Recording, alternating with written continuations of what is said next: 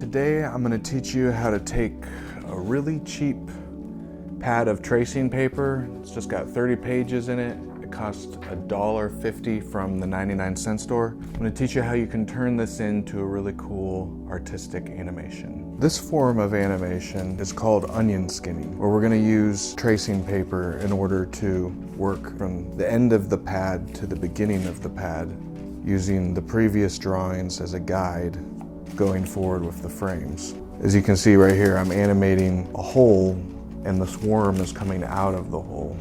But I'm having a little problem right here. As you can see, I'm getting like some reverse ghosting because this tracing paper is so cheap. To do a little cleaner job, I'm gonna just rip out some of this transparent kind of acetate material. So going forward, I'll put the acetate here, I'll put the frame here, the blank onion skin. I can see several layers below it, and I can use that as a guide to create my next frame.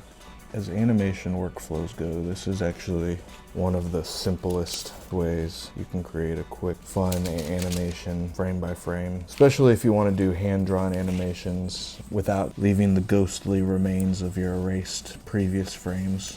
If your medium is ink, if you like markers, if you like pen, if you like colored pencils, all of these things are much harder to erase than charcoal. So if you want to do hand-drawn animation style using anything that can't be erased very well, this technique is the one for you. If you get really good at it and you want to like make it something that you do with like sophisticated mixed media, you can upgrade to better quality tracing paper. I like to do loose and artistic animations. They don't have to be precise, they just have to be interesting and beautiful.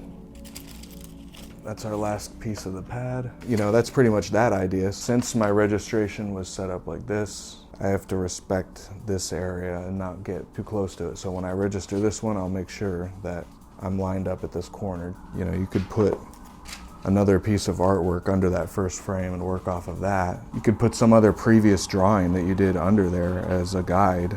I'm gonna just record myself doing the other 3 panels of this animation right here, just to kind of prove to you how easy it is. So actually start with this image, the blowing the bubbles, the hand coming out of the water.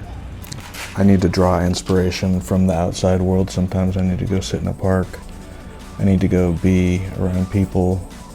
I need to get ideas from nature and from the city. And this can kind of be a way to get you working wherever you want. We're back in the studio. I've got my pad of tracing paper already taped down to this laptop stand so it'll stay still. My camera's on the tripod. Stop motion studio is up on the screen. I've got 3 pieces of paper taped together. This will be the backer to separate the different onion skins apart from each other when I photograph it. I'll just put it behind that first one. And before I start shooting, I gotta turn off all the lights except for the overhead light. We have our backer. Put down the first frame.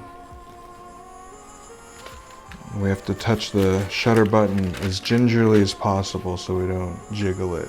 And then we move our backer up. You have to remember to do that every single time so that you don't accidentally get 2 frames blended together.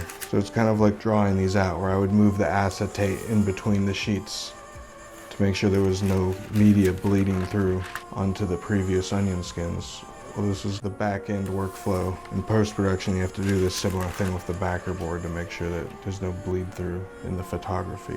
What's nice about this whole technique is that, you spend most of the time with the media, the pen and the ink, the paper, whatever kind of mixed media that you like to use. It really doesn't take that much time to photograph it. Some of the bleed through that we had before we started putting the acetate in between our frames. And this is the first one, I believe, where we started using the acetate. You can see there's no more bleeding. It's actually gonna work out because it's gonna look like it's jiggling a little bit as it emerges from the little wormhole. You can kind of get in a rhythm and get pretty fast, but you also wanna make sure to check your frame every single time to make sure that you're clear. You're holding your other onion skins completely out of the way. That's the last one.